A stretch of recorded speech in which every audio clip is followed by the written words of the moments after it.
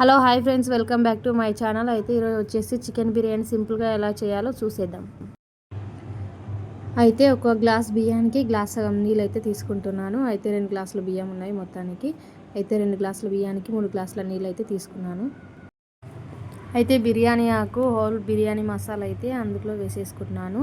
అలాగే దాంతోపాటు కొంచెం పుదీనా ఆకులు, కొంచెం సాల్ట్, అలాగే కొంచెం ఆయిల్ అయితే వేసేసుకోవాలి. 5 నిమిషాల తర్వాత ఇలా మరుగుతున్న నీటిలో అయితే బియ్యాన్ని వేసేసుకోవాలి.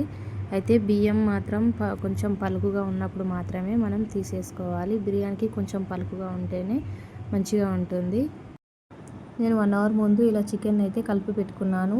పెరుగు, కారం, పసుపు, గరం మసాలా, అల్లం వెల్లుల్లి పేస్ట్, కొంచెం ఆయిల్, అలాగే సాల్ట్, పచ్చిమిర్చి వీటన్నిటిని వేసుకొని అయితే ఇలా కలిపి పెట్టుకున్నాను. తర్వాత స్టవ్ పైన పెట్టుకొని కొంచెం ఉడికించుకున్న తర్వాత ఆ రైస్ని అయితే దీనిపైన వేసేసుకోవాలి.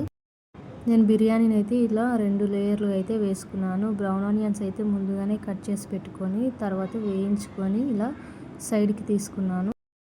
స్టవ్ ఆఫ్ చేసుకున్న తర్వాతనే ఈ ప్రాసెస్ అంతా చేసుకోవాలి మనం, ఎందుకంటే కింద చికెన్ మాడిపోతుంది కాబట్టి. అందుకని సైడ్కి తీసుకొని ఇలా 2 లేయర్లుగా వేసుకొని బ్రౌన్ ఆనియన్స్, కొంచెం కొత్తిమీర, అలాగే పుదీనా వేసుకొని అయితే కొంచెం కాజు నేను నెయ్యిలో అయితే వేయించుకొని పక్కకు తీసుకున్నాను. బిర్యానీలో కాజు వేసుకుంటే చాలా టేస్టీగా అయితే ఉంటుంది. అలాగే దీంట్లో అయితే కొంచెం నెయ్యి అయితే ఫైనల్గా కొంచెం ఫుడ్ కలర్ అయితే యాడ్ చేశాను. బిర్యానీ ఖచ్చితంగా మీ అందరికి నచ్చినట్లయితే లైక్ చేయండి, షేర్ చేయండి, సబ్స్క్రైబ్ చేయండి.